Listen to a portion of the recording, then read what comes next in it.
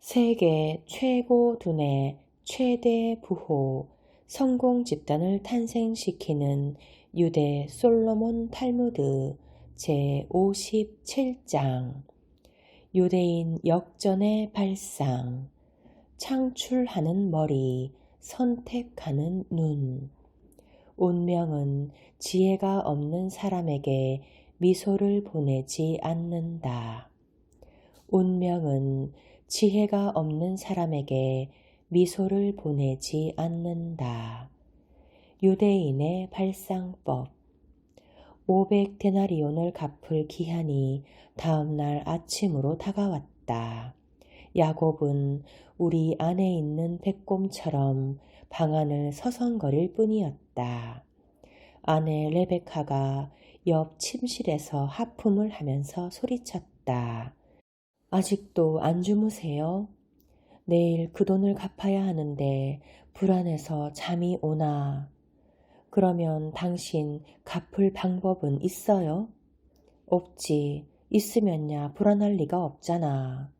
그래요. 그렇다면 주무세요. 잠 못 들어 서성거리는 쪽은 받을 사람일 테니까요. 이것은 유대인 조크에 나오는 이야기인데 유대인적인 발상의 특징을 잘 표현하고 있다. 이 세상에 골치 아픈 일은 너무나 많다. 대부분의 사람들은 가슴 속에 두세 가지 고민을 갖고 있기 마련이다. 고민에 빠지면 머리가 뒤숭숭해져 마음도 굳어진다. 출구가 없는 터널에 들어선 것처럼 주위를 충분히 볼 수 없게 된다. 이 굳어진 머리와 마음을 풀기 위해서는 어떤 방법이 효과적일까? 유대인들은 무엇보다도 먼저 자기 발상을 바꾸는데 전력 투구한다. 한쪽 편에선 고정된 머리를 무조건 반대 방향으로 돌려버리는 것이다. 그러면 지금까지 굳어져 있던 사고방식이 자연스레 풀어진다. 이런 유대인의 역전 발상법은 흔히 흔들이, 즉 추발상이라고 부른다. 인간의 사고방식이나 심리적 활동을 하나의 흔들이로 보고 이 추가 고정된 상태에 빠졌을 때는 즉시 자기의 추를 흔든다. 한쪽으로 편중되지 않도록 자기가 있는 곳에서 볼 때 항상 반대편으로 흔들어 본다는 발상법인 것이다. 인생을 충실하게 그리고 풍요롭고 윤택하게 살려면 무엇보다도 우선 마음의 추를 부드럽게 흔드는 것이 필요하다.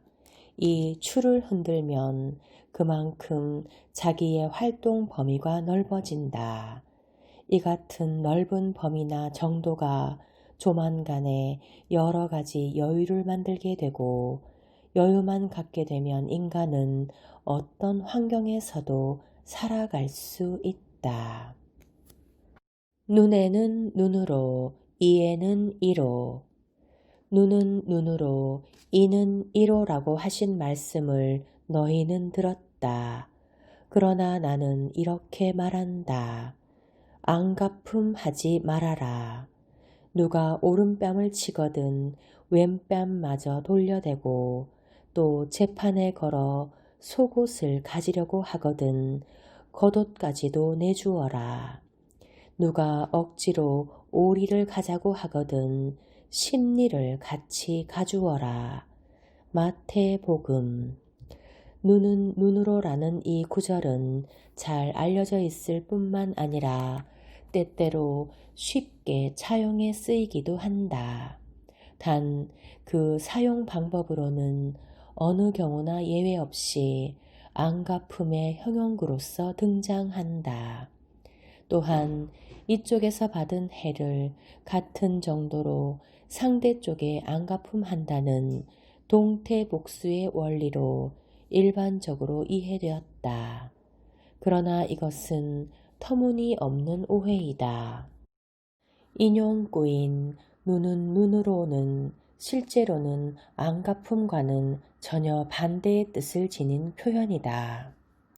이 구절의 출전은 출애굽기 21장 23절 이하에 있다. 그것도 여기에 인용해 두겠다. 그러나 다른 사고가 생겨 목숨을 앗았으면 제 목숨으로 갚아야 한다. 눈은 눈으로, 이는 이로, 손은 손으로, 발은 발로, 화상은 화상, 상처는 상처로, 멍은 멍으로 갚아야 한다. 문장 끝을 잘 보기를 바란다. 갚아야 한다고 되어 있다.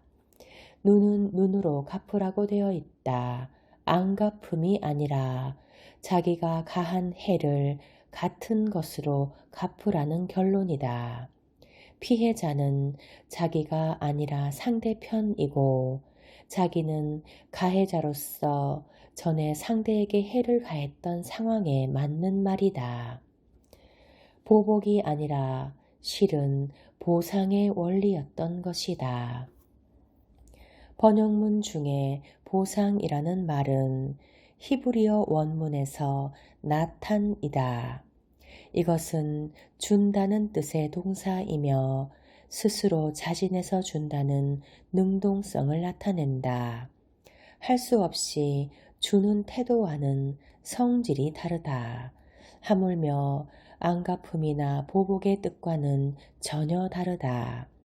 상대방에게 가한 손해나 고통을 그냥 그대로 이쪽에서 받아들여서 보상하는 자세가 그 밑바닥에 있는 것이다. 눈은 눈으로라는 구절의 맨 끝에 갚아야 한다는 결말이 붙어 있는데 이 부분은 일반적인 해석에서는 거의 눈길을 끌지 못했다.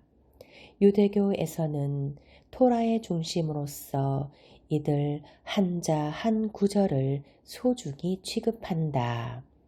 유대인이었던 예수 그리스도에게도 이 구절이 중요한 것이었음은 두말할 것도 없다. 말하는 사람의 속뜻을 이해하려면 맨 먼저 눈은 눈으로의 뜻을 정확하게 파악할 필요가 있다. 남의 의견에 반대 않는 사람은 유대인이 아니다. 탈무드는 랍비들 사이에서 이루어진 여러 가지 논쟁을 모았다. 그곳에 수록된 견해나 해석은 종종 모순되고 일관성이 결여되어 있다. 이것은 유대인이 다양성을 존중하고 개인주의적 성향이 강하다는 것을 나타낸다. 한 사람의 인간에게는 하느님이 창조한 전 우주와 마찬가지로 가치가 있다. 하나의 인간은 소우주이며 우주의 질서, 아름다움, 영광 등을 모두 한 몸에 갖추고 있다. 사람은 누구나 다른 사람과 다른 전혀 새로운 존재로 태어난다. 그리고 세계에 어떤 공헌을 할 수 있느냐에 의해서 그 사람의 가치가 결정된다. 사람은 세계에 어떤 공헌을 할 수 있느냐에 의해서 그 사람의 가치가 결정된다. 일반적으로 사람들은 자신의 평소 생각과 일치하는 책을 읽고 자신의 생각이 옳음을 확인하지만 유대인은 일부러 자기와 견해를 달리하는 책에 도전한다. 이런 책이 평소 알지 못했던 새로운 세계에 대한 이해를 깊게 하는데 도움을 준다고 믿기 때문이다. 그들은 자신이든 다른 사람이든 개인을 소중히 여긴다. 그것은 그들이 자기 의견을 소중히 하기 때문이다. 그렇다고 남의 의견을 듣지 않는 것은 아니다. 상대의 의견을 제대로 다 들은 다음 자기 의견을 말하고 납득이 될 때까지 논쟁한다.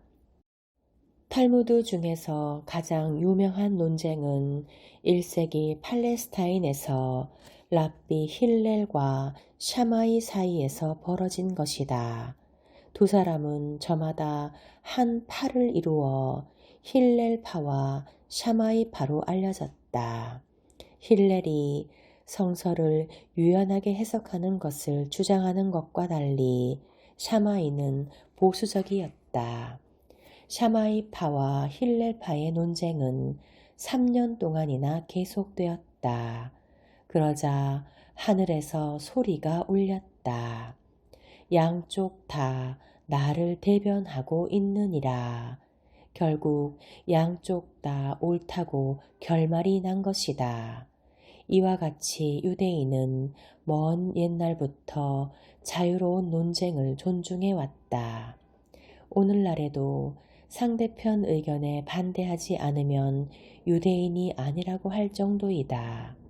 자기 생각을 제대로 갖고 있기 때문에 언제나 반대 의견을 말할 수 있고 또 그러기 위해선 항상 머리를 움직여야 한다.